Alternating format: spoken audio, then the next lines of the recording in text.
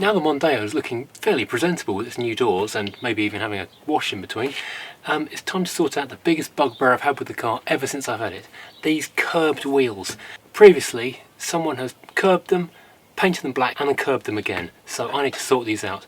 They were silver originally, that's maybe too bright and a bit boring for a full black car, so I'm going to go for a slightly gold. It looks green on the camera, it's actually slightly gold in real life, so it's going to give a bit of a colour interest to the car.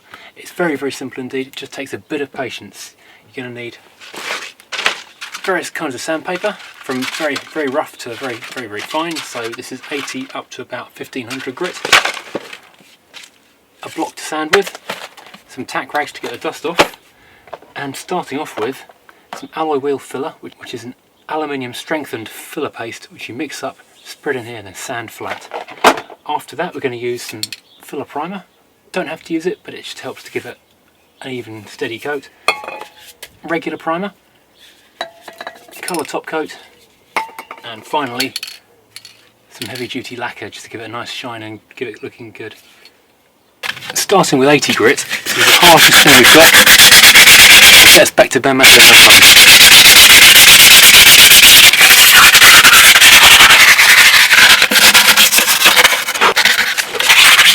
Right, having sanded the rough bits back to bare metal, it's time to open a sachet of filler.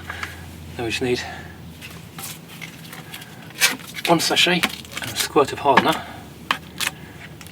and that should be enough to get this one wheel looking good.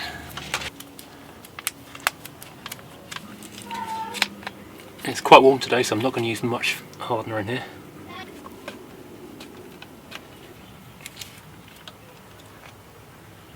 I'll try to keep this fairly smooth because it's a pain to sand off the lumpy bits when you go wrong.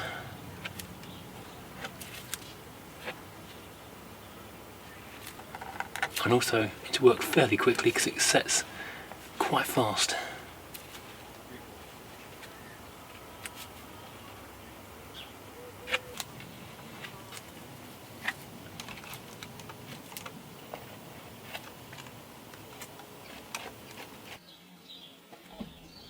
So, having left this for half an hour, I'm using a slightly softer 120 grit to take the roughest of this off.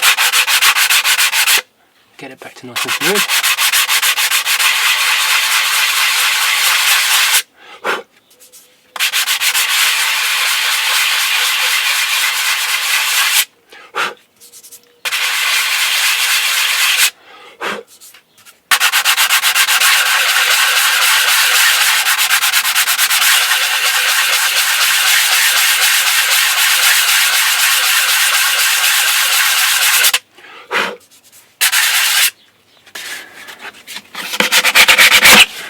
Now I've got the whole thing looking pretty good and nice and smooth on the filler. I'm going to give it the whole thing a good going over with the 120 grit so I can key it for the primer. It's around this time you wish you'd started with a simpler shaped wheel with less spokes. And because I'm doing a colour change, I'm just going to give it a quick scrub inside. Now, quick wipe over the tack rag.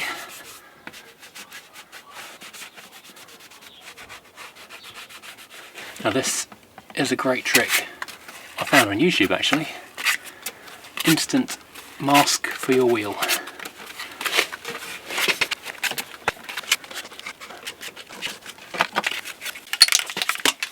Now the primer, and if you don't want to get shouted at, put something on the other side of the wheel.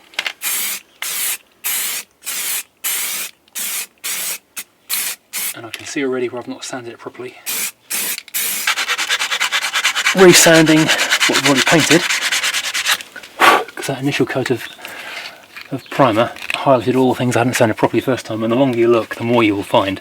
So it's a good idea just to spend a few minutes just looking carefully everywhere, any ridges, any runs, any bits of bad filling preparation you did first time round, because now it's time to get rid of it. Ow. Oh, and getting heat burns off the wheel is really bad.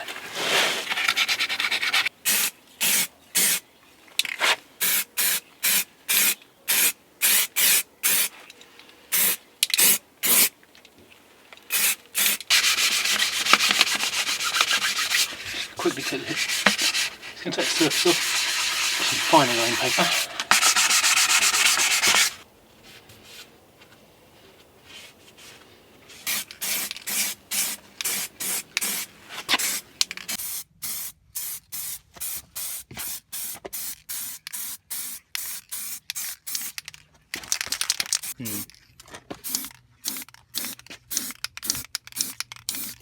So, I've now waited 24 hours for the paint to set and harden and give off its gases and whatever else it does in that time, and I'm going to go straight for the lacquer now. If this was a flat finish or a solid finish paint, I would now sand it with a really fine, like 2000 grit paper. As it's a metallic, I'm not going to go straight in with this, otherwise it will pull the reflective parts out of the paint and leave a dull finish when it's done. So, in with the playing cards.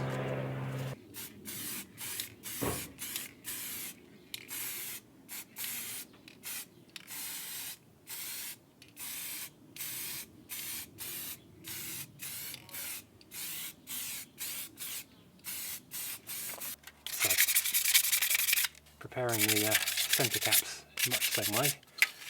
This one's a replacement of eBay.